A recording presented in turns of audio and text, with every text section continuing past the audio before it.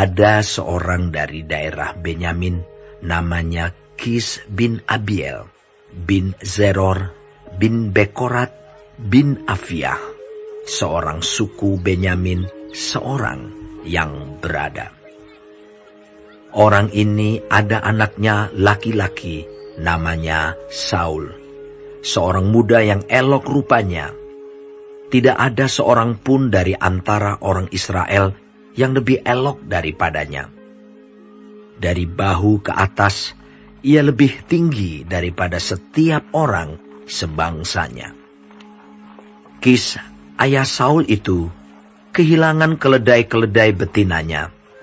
Sebab itu berkatalah Kis kepada Saul, anaknya, "Anakku, ambillah salah seorang bujang, bersiaplah, dan pergilah mencari keledai-keledai itu."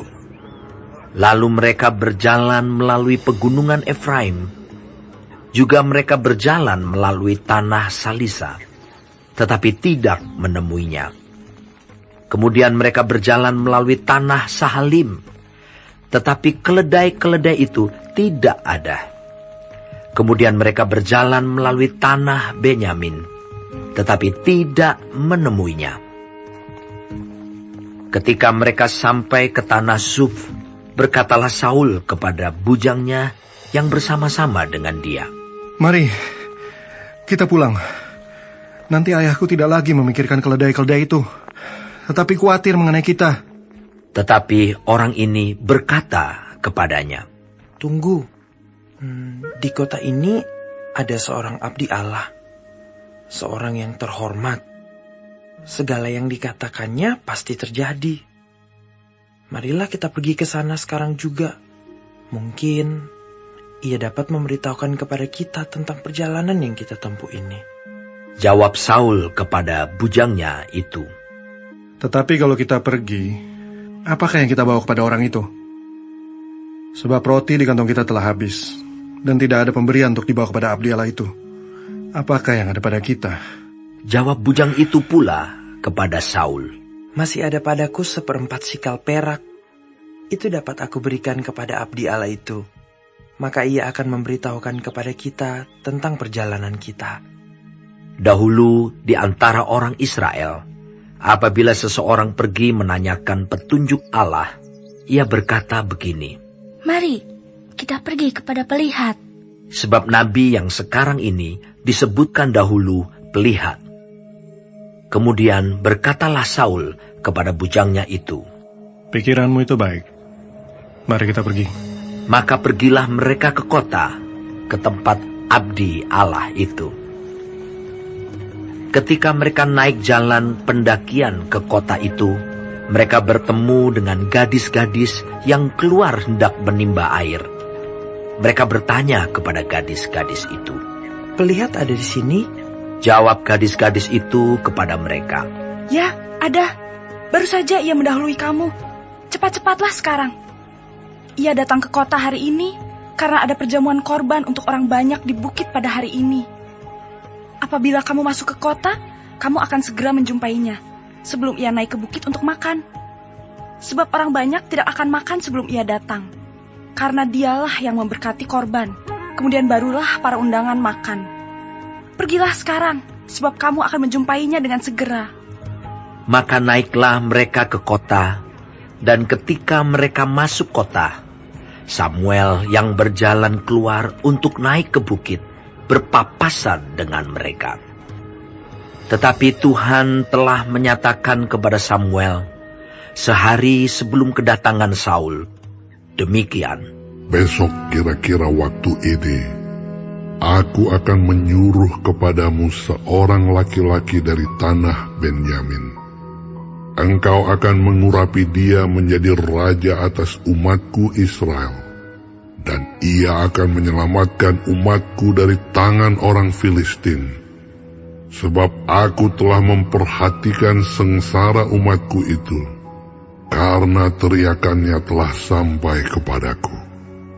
Ketika Samuel melihat Saul, maka berfirmanlah Tuhan kepadanya, "Inilah orang yang kusebutkan kepadamu itu.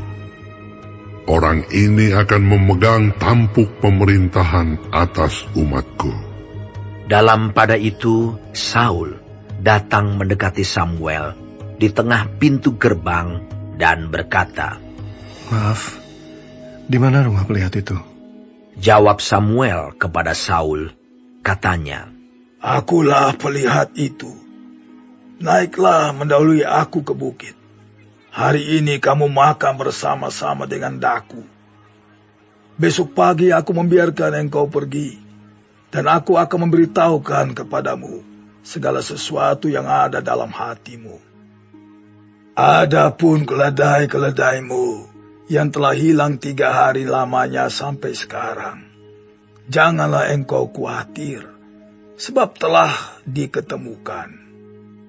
Tetapi siapakah yang memiliki segala yang diingini orang Israel? Bukankah itu ada padamu dan pada seluruh kaum keluargamu? Tetapi jawab Saul, Bukankah aku seorang suku Benyamin, suku yang terkecil di Israel? Dan bukankah kaumku yang paling hina dari segala kaum suku Benyamin? Mengapa Bapa berkata demikian kepadaku?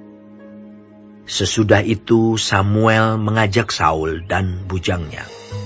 Dibawanya ke pendopo dan diberikannya kepada mereka tempat utama di depan para undangan, yang banyaknya kira-kira 30 orang. Berkatalah Samuel kepada juru masak, Berikanlah sekarang bagian yang diberikan kepadamu tadi, dengan pesan, simpanlah ini dahulu. Lalu juru masak itu menghidangkan paha dan apa yang termasuk ke situ, dan meletakkannya ke depan Saul. Dan Samuel berkata, Lihat, yang tinggal ini diletakkan ke depanmu. Makanlah, sebab telah disimpan bagimu untuk perayaan ini. Ketika aku berkata, aku telah mengundang orang banyak. Demikianlah pada hari itu, Saul makan bersama-sama dengan Samuel. Sesudah itu, turunlah mereka dari bukit ke kota.